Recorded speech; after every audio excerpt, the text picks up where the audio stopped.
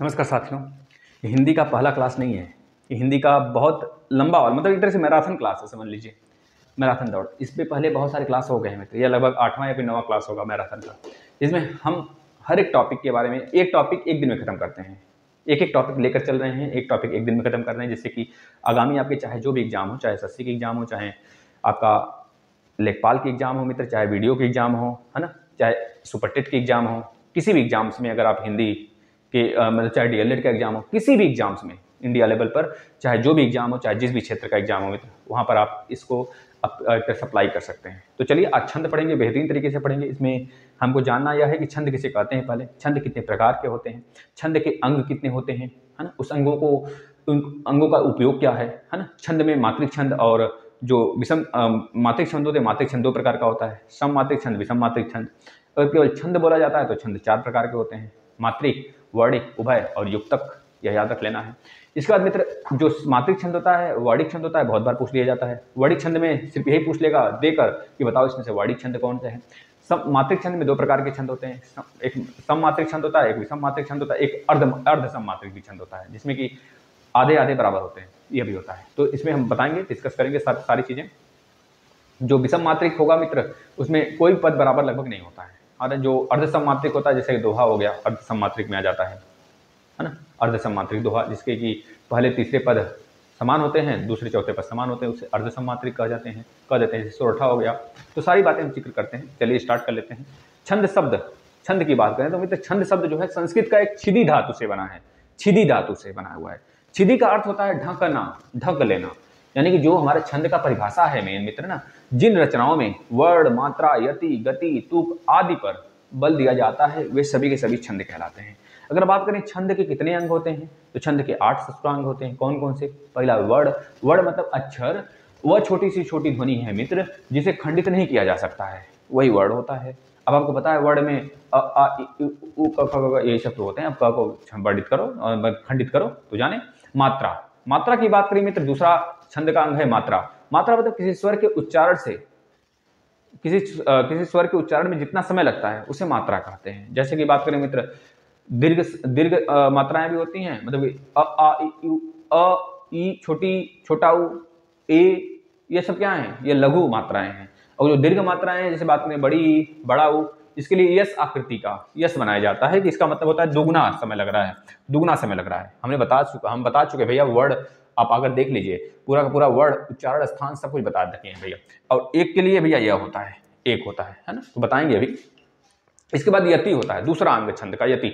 यति का मतलब क्या होता है मित्र? यति का मतलब होता है छंदों को पढ़ते समय जिन स्थानों पर विराम लेना होता है, अगर उस स्थान का विराम ले रहे हैं तब तो सही बात है, उसे हम कहते हैं भैया यति। इसके बाद गति होता है, छंदों को एक प्रवाह से पढ़ते चलिए तो यही होता है गति, मतलब जो गति आप बना के रखे वही गति बना के रखे रहिए अपना, है ना, यह होता है गति। गति का मतलब हो गया। तुक, तुक का मतलब मित्र छंद के पदांत में जो समानताएं देखने को मिलती हैं, जो असमानताएं देखने को मिलती है उसे कहते हैं तुकांत, या फिर तुक, है ना, याद रखेंगे। लघु और गुरु क्या होता है? लघु मतलब ह्रस्व का स्वर, और दीर्घ मतलब कि गुरु, दीर्घ मतलब गुरु और ह्रस्व मतलब लघु, यह होता है। लघु का मतलब ह्रस्व इस तरह कर लीजिए, और गुरु का मतलब दीर्घ कर लीजिए, या फिर दीर्घ का मतलब गुरु, या फिर ह्रस्व का मतलब लघु। लघु के लिए हम एक परिपाई बनाते हैं किसी भी पैराग्राफ में, किसी भी वर्ड के लिए, और दीर्घ के लिए जो दीर्घ आ गया स्वर तो उसके लिए हम क्या बनाते हैं? डबल बनाते हैं, यस बना देते हैं ऐसे।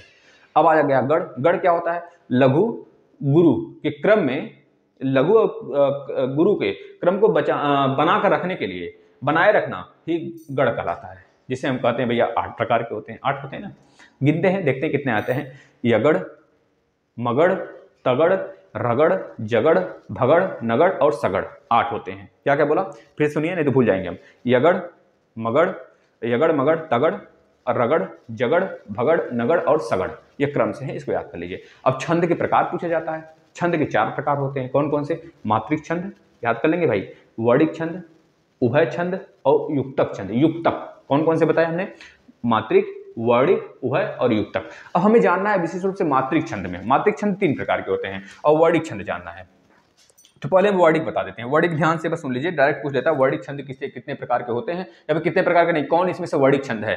तो जो मुख्य पूछा जाता है उसको लिख लीजिए। वर्णिक छंद, वर्णिक छंद देख लीजिए कौन कौन होते हैं वर्णिक छंद में मित्र। इंद्र वज्रा, इंद्र वज्रा, इंद्रवज्रा, यह वाड़ी छंद है। अभी आते हैं जो आपको चाहिए वो रियल में हम देते हैं, अभी रुक जाइए।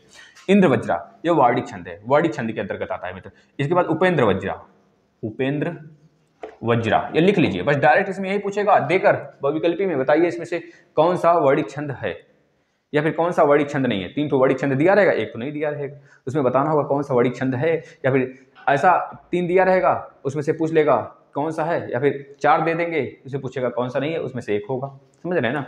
और जो 3 होगा वो सम्मांत्रिक छंद या फिर अर्ध सम्मांत्रिक छंद हो जाएगा या फिर मात्रिक छंद में आ जाएगा। उपेंद्र वज्रा। इसके बाद मित्र लिखिए सवया, सवया, सवया भी हमारा क्या आ जाता है मित्र, इसमें आ जाता है वाड़ी छंद में। इसके बाद मित्र आ जाता है मालिनी, मालिनी, हाँ मित्र मालिनी याद रख लेना।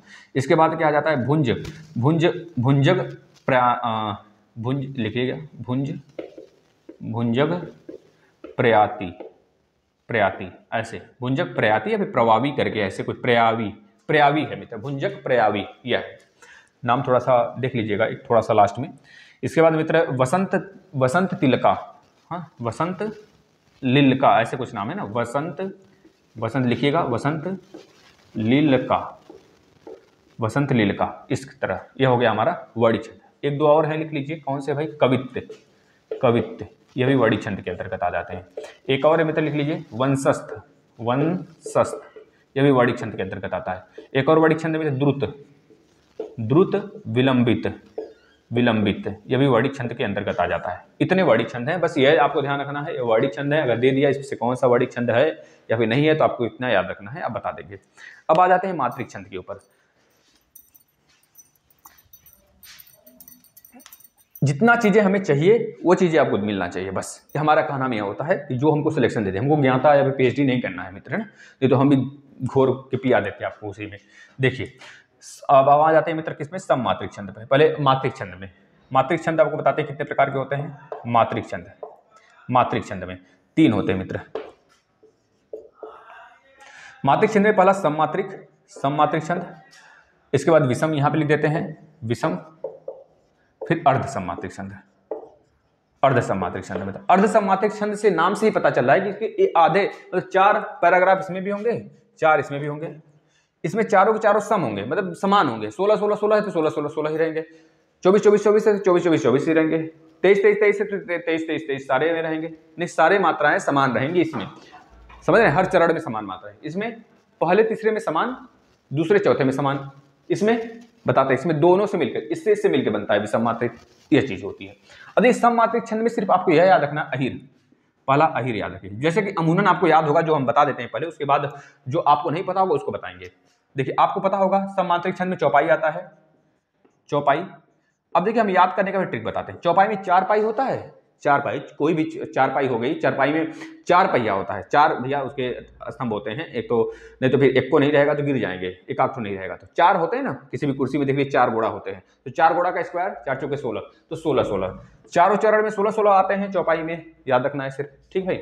इसके बाद मित्र आ जाता है रोला, रोला। अब छोटा बच्चा होता है, उसको 4 टाफी लेकर आए आप, उसके लिए 4 टाफी लेकर आए, उसको 2 टाफी दे दिए, तो 2 जो बचा है उसके लिए वो रोने लगेगा, तो बोलेगा 2 नहीं हमको 4 चाहिए, तो 2 और 4 क्या रहेंगे, 4, मतलब 24 24। रोला में 24 24 मात्राएं होती हैं हर एक चरण में। इसके बाद गीत का आता है, हरि गीत का आता है। पहले गीत का लिख लीजिए, गीत का जो पता है आपको पहले हम वो बता रहे हैं, इसके बाद जो आपको नहीं पता है वो भी बताएंगे। गीत का में 26 26 मात्राएं होती हैं। गीत का 2 और 6, 2 छक्का 12, 2 छक्का 12, 2 छक्का 12 6, इस तरह गाना है ना, तो मतलब है ना गाना है भाई, तो बना लेगा गीत का 2 6 मतलब 26 हो गया। इसके बाद हरि गीत का आता है मित्र, हरि गीत का, हरि गीत का, हरि गीत का में इससे 2 ज्यादा यानी 28। इस तरह अगर क्रम से याद रखेंगे तब क्या याद होगा, 24 26 28, 24 24 28, 24 26 28, 24 26 28, है ना। रोला गीत का हरि गीत का, रोला गीत का हरि गीत का, 24 26 28, चौपाई में 4 पाई, इस तरह से याद कर लेंगे, याद हो जाएगा। यह तो रहा जो आपको आता है सममात्रिक छंद में। अब जो आपको नहीं पता है उसको देखना, इसको तो याद रखेंगे, चौपाई में 16, रोला में 24, गीतका में 26 और हरि गीतका में 28। अब जो आपको नहीं आता उसको देखिएगा, जो बहुत सारे एग्जाम में डिफिकल्ट बना देता है, कहते हैं भाई ये तो पढ़ ही नहीं गए थे, कहां से पूछ लिया। मित्र याद रखना अहिर, अहिर भी एक प्रकार का हमारा सममात्रिक छंद है, जिसमें कि चारों चरणों में 11-11 मात्राएं होती हैं। यह भी हमारा एक तरह से सममात्रिक छंद है। इसके बाद मित्र याद रखना तोमर, तोमर ये भी हमारा सममात्रिक छंद है, इसके हर चरण में 12-12 मात्राएं होती हैं मित्र। इसके बाद मानव, मानव, मानव भी एक प्रकार का सममात्रिक छंद है मित्र, इसमें हर चरण में 14-14 मात्राएं होती हैं। इसके बाद मित्र चौपाई, चौपाई हमने बता दिया 16-16 मात्राएं। इसके बाद सुमेरु, सुमेरु, सुमेरु एक ऐसा छंद है मित्र, सममात्रिक छंद है जिसमें हर चरण में 19-19 मात्राएं होती हैं, याद रखना है भाई सबका। राधिका, राधिका 22-22 मात्राएं होती हैं हर एक चरण में मित्र, आप रट जाओ इसको।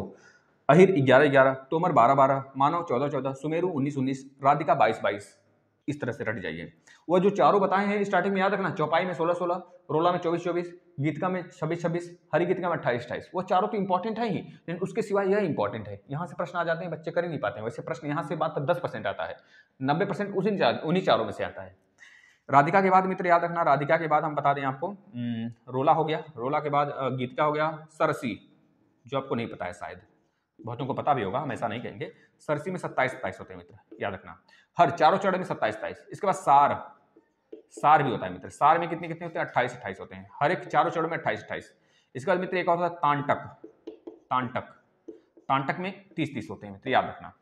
इसके बाद तो चारों जो बोले उसको लिख ही लेना, चौपाई में 16-16 हर चारों चरणों में। इसके बाद रोला में मित्र 24-24 हर, एक मिनट, हाँ 24-24 चारों चरणों में। इसके बाद गीतिका में मित्र, गीतिका में बात करें तो 26-26 चारों चरणों में। हरि गीतिका की बात करें तो हरि गीतिका की बात करें मित्र, तो याद रखना, देख लेना मात्रा उत्तरा भैया, हरि गीतिका में 28-28 चारों चरणों में। इसके बाद यह अहिर में 11-11, तोमर में 12-12, मानव में 14-14, सुमेरु में 19-19, सार में 28-28, तांटक में 30-30, सरसी में सरसी 27, सरसेज जो सर के रे धीरे धीरे गाना ले भैया, सरसी से 27-27। राधिका, ओ राधिका, क्या राधिका, गाना बना लेना भाई मेरे महाराज, बस किसी तरह याद कर लेना, बस हमारा यह दायित्व, मतलब ये हमारा मानना है, याद होना चाहिए। राधिका 22-22, ठीक है मित्र। मानव में 14-14, ये पूछा गया मित्र, एक में बीपीएससी के एग्जाम में ये पहला पूछ लिया गया था, हो सकता है आपके इस बार जो लेखपाल का एग्जाम है उसमें भी ये सारे पूछे जा जाए, है ना, जिससे कि अभ्यर्थियों को चकपका दे भैया। अगर ये पूछ लिया जाएगा ना तो बहुत सारे अभ्यर्थी नहीं कर पाएंगे, लेकिन आप कर ले जाओगे। चलिए आ जाते हैं अब हम लोग अर्धसमात्रिक में। अर्धसमात्रिक में लिमिटेड है, लेकिन याद कर लेना है। अर्धसमात्रिक में पहला याद रखना, अर्धसमात्रिक की बात करें, बरवय, बरवय, बरवय में कितने कितने होते हैं मित्र, पहले और तीसरे में 12-12, दूसरे और चौथे में 7-7 मात्राएं होती हैं। पहले और तीसरे में 12-12 मात्राएं, दूसरे और चौथे में 7-7 मात्राएं। बरवय मतलब 12 से स्टार्ट, बरवय 12-12 बरवय, मतलब किसी तरह याद कर लो भाई, बस हमारा याद कराने का फंडा होना चाहिए। दोहा 13-11, ठीक है। दोहा के बाद मित्र याद रखना, सोरठा 11-13 भैया, 11-13। अब देखना सोरठा दोहा में बच्चे कंफ्यूज होंगे, लेकिन याद रखना 1 2 3 जो बड़ा काम किया उसके लिए स्टार्टिंग छोटा से 11-13। पहले तीसरे में 11-11 मात्राएं, दूसरे और चौथे में 13-13 मात्राएं।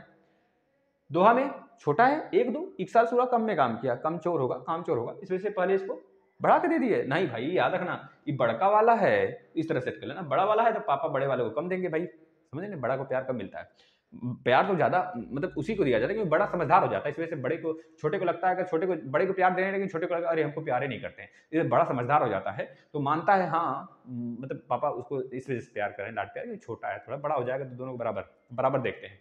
दोहा का मतलब 13 और 11, दोहा का मतलब 13 और 11, ये छोटा है इस वजह से इसको ज्यादा मिलेगा पहले, तो 13-11 इस तरह से फिट कर लीजिए अपना। सोरठा ज्यादा बड़ा है तो बड़ा से छोटा मतलब 11-13, इस तरह से सेट कर लीजिए। इसके बाद एक और है मित्र, बरवे हो गया, दोहा हो गया, सोरठा, एक और है, दिमाग से स्किप कर रहा है, देखना, उल्लाला, बहुत सही याद आया, उल्लाला रे लाला, याद है भाई, गाना गा लो, उल्लाला। लाला जी ने केला खाया, केला खाकर मुंह पिचकाया, केला खाकर मुंह पिचकाकर छिलका बहाया, ऐसे कुछ है ना, छिलके के नीचे उनका पैर आया, लाला जी गिरे, ऐसे कुछ है भाई, देखना हमको उसकी पैरा दिमाग से याद करें। उल्लाला मतलब 15 और 13, 15-13 का मतलब पहले और तीसरे में 15-15, दूसरे और चौथे में 13-13। लाला जी ने केला खाया, केला खा के मुंह पिचकाकर कदम बढ़ाया, कदम के नीचे छिलका आया, लाला जी गिरे धड़ाम, मुंह से निकला हाय राम, यह बातें होगी, देखिए याद आ गया। तो उल्लाला मतलब पहले और तीसरे में 15-15, दूसरे और चौथे में 13-13 मात्राएं होती है मित्र, यह हो गया, बताना बस याद कर लेना, बस यह रहा। बरवे में 12-7, दोहा में 13-11, सोरठा में 11-13, उलाला में 15-13। बस ये 4 इंपॉर्टेंट अर्ध सममात्रिक में। इसके बाद मित्र आ जाता है विषम मात्रिक में। छप्पया होता है, छप्पया होता है विषम मात्रिक में। इसमें क्या होता है, छप्पया जो होता है रोला, रोला प्लस उल्लाला से मिलकर बना होता है, उल्लाला। देखना रोला का मतलब, छप्पया का मतलब क्या, छप्पया मतलब कि पांव छप्पर छप्पर करते हैं पानी में ना, तो छप्पर छप्पर करते समय उसी में एक आध थप्पड़ मम्मी जड़ दी, तो अब उलाला उलाला कर रहे थे, पानी में छप्पर छप्पर कर रहे थे, जैसे एक आध थप्पड़ मम्मी जड़ी तुरंत रोला रोला करने लगे, रोने लगे। पानी में छप्पर छप्पर कर रहे थे, उलाला उलाला छप्पर छप्पर कर रहे हैं उसी में, तब तक मम्मी एक थप्पड़ मारी। बरसात में तबीयत खराब हो जाएगा तब, अभी ठंडी का मौसम है, तब तक आप रोने लगे। इस तरह से याद कर लेना मित्र। ठीक, इसके बाद एक कुंडलिया है मित्र, कुंडलिया। मान ली लड़कियां ज्यादा कुंडलिया पहनती, कुंडली पहनती कान में, वही निकाल के रख दी, कुंडली निकाल के रख दी भैया, तब तक पता चला चोर उठा ले गया। क्या हो गया भैया, चोर उठा ले गया। क्या हो गया, चोर उठा ले गया। जैसे ही चोर उठा ले गया वो रोने लगी, वो रोने लगी। कैसे, जैसे ही चोर उठा ले गया वो रोने लगी। तो मित्र कुंडली पहनी थी और दुहाई दे रही थी उसे, दुहाई दे रही थी उसे जो उसे दिया था कुंडली काने पहनने के लिए, और जैसे चोर उठा ले गया रोने लगी। तो रोला और दोहा से मिलकर बना है कुंडलिया मित्र। रोला और दोहा से मिलकर बना है कुंडलिया। और छप्पया जो है मित्र, उलाला उलाला कर रहे थे, मम्मी थप्पड़ लगाई, रोने लगे, तो उलाला और रोला से मिलकर बना है। रोला दोनों में है, रोला के साथ उलाला लगा देंगे तो छप्पया बनेगा, और रोला के साथ दोहा लगा देंगे मित्र तो बनेगा आपका कुंडलिया। यह हो गया बताना। अब एक काम और कर देते हैं, आपको मात्रा लगाना सिखा देते हैं, किस प्रकार से मात्रा लगाया जाता है ना। तो एक हम लाइन लिखते हैं, उसमें मात्रा लगाना आपको बताते हैं। देखिए, जागो, एक लाइन लिखते हैं जो हमें याद है, जागो उठो भारत देशवासी, जागो उठो भारत, भारत देशवासी, देशवासी, जागो उठो भारत देशवासी। इसके बाद आलस्य, आलस्य, आलस्य त्यागो, आलस्य त्यागो, आलस्य त्यागो न बनो विलासी, न बनो, न बनो विलासी, न बनो विलासी, आलस्य त्यागो न बनो विलासी। यहाँ पे मात्रा का विशेष रूप से ध्यान देना होगा आप लोग को। बड़ा मात्राएं जितनी है, जितनी दीर्घ मात्राएं हैं उनके लिए यश बनेगा, और जितनी लघु मात्राएं उनके लिए एक पाई, एक पाई मतलब एक मात्रा गिना जाएगा। इसमें देखना, वैसे यह हमारा जो छंद है मित्र, यह हमारा वाड़ी छंद है। वाड़ी छंद में इंद्रवर्जा है, जिसमें कि हर एक, इसमें कई सारे चरण हैं, 4 चरण हैं, और चारों चरण में 11 वर्ड हैं। देखिए जैसे 1 2 3 4 5 6 7 8 9 10 11 वर्ड इसमें भी देखना, 1 2 3 4 5 6 7 8 9 10 11, आधा को नहीं गिना जाता है, 11 वर्ड इसमें भी है। इस प्रकार चारों चरणों में अगर 11 वर्ड हैं तो उसे बोला जाता है भैया क्या, इंद्रवज्रा, इंद्रवज्रा या वार्डिक मात्री, वर्ड वार्डिक छंद, वार्डिक छंद बोला जाता है इंद्रवज्जा, है ना। इंद्रवज्जा जो है वार्डिक छंद है ना, तो इंद्रवज्जा का ही एक रूप है, याद रखना। इसमें देखिए 2, इसमें भी 2, इसमें 1, इसमें 2, इसमें 2, इसमें 1 1, इसमें 2, इसमें 1, इसमें 2, इसमें भी 2, ये 2, ये काउंट कर लेना अपना। यहाँ पे देखना 2 1 1 1 1 मिनट 2, यहाँ पे 2 2, और यहाँ पे 1, यहाँ पे 1, यहाँ पे 2, यहाँ पे 1, क्योंकि छोटी मात्रा है, यहाँ पे 2, यहाँ पे 2, इस तरह से बना। यह चीजें समझ में आ गई हो तो छाप लीजिए, बस छंद खत्म। छंद इससे ज्यादा कभी नहीं पूछता है, नहीं पूछेगा, अगर पूछता भी है तो मात्र 1%, इससे बाहर आएगा, अन्यथा नहीं आएगा। मित्र यह रहा हिंदी का सेशन, और हिंदी का सेशन अगर डेली नहीं होता तो आप पिछला सेशन रिवाइज किया करें भाई, है ना। यह होता है मित्र, लेकिन हम सारा खत्म कर दिए हैं, यह दूसरी तीसरी बार चौथी बार हम पढ़ा रहे हैं हिंदी, है ना। तो बाकी सारे सेशन हैं, यह सेशन आपके यूपी टेट, सुपर टेट, हर एक एग्जाम के लिए इंपॉर्टेंट है। तो आप देखते चलिए, मजा ना आए तो कहना, नोट्स बनाते चलिए, 2 बार 3 बार देखिए, लेकिन प्लीज आपसे रिक्वेस्ट है इसे दबा के शेयर करें मित्र, एक बार देखें 10 बार शेयर करें, स्टेटस लगाएं, हर जगह शेयर करें, प्लीज आपसे रिक्वेस्ट है। धन्यवाद।